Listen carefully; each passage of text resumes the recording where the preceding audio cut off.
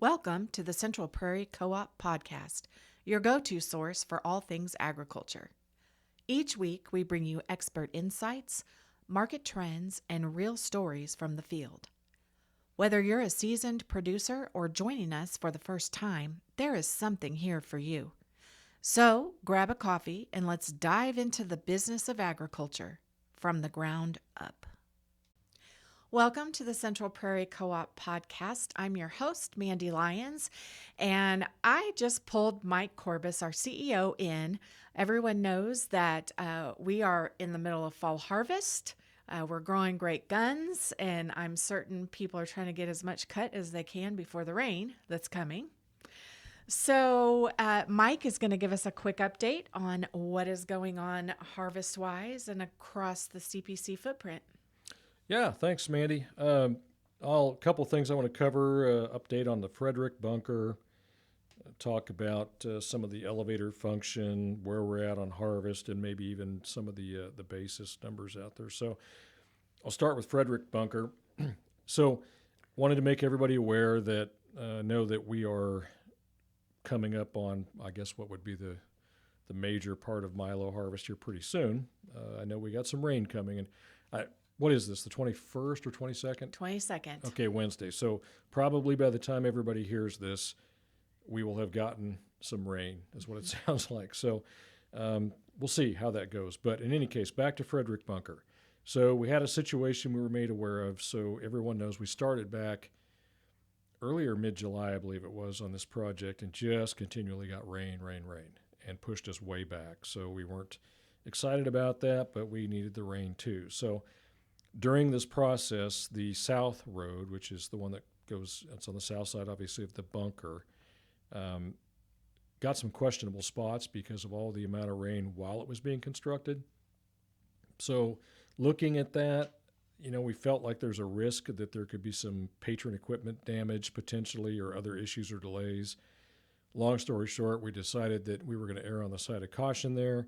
So we are digging part of that up and putting in a lot more of the large rock, they call that rickrack, I believe, and doing some other things to fortify that road. So what that means is, and again, of course, the rain's going to play in this, but we've got a unique way that we're going to proceed with this, so we're probably going to be right up against it again. We've taken a little bit of milo in places, and we do have space for a fair amount of milo. We can transfer some out to keep things rolling, but I suspect that there's a lot of milo out there that really is going to be a while yet too. Even some of it that we're seeing now is a little bit too high in the moisture content, et cetera.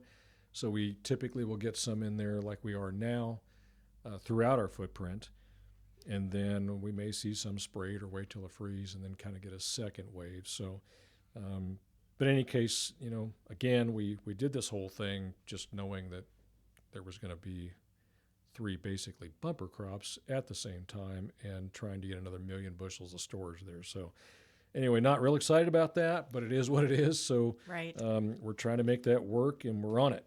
Next thing I'll cover is, in general, I'd just say that we're probably maybe a little more than half done on corns, half done on beans. And again, the milo, we're seeing some come in now, but I think the bulk of it will come later. So then I would just do some quick comparisons. Now, these are all country elevator comparisons, okay? So looking to the north of us, just scouring some of the other entities' locations, we're doing pretty well on our basis, I think, as a co-op here. So for milo, we tend to be about 8 to 15 cents better.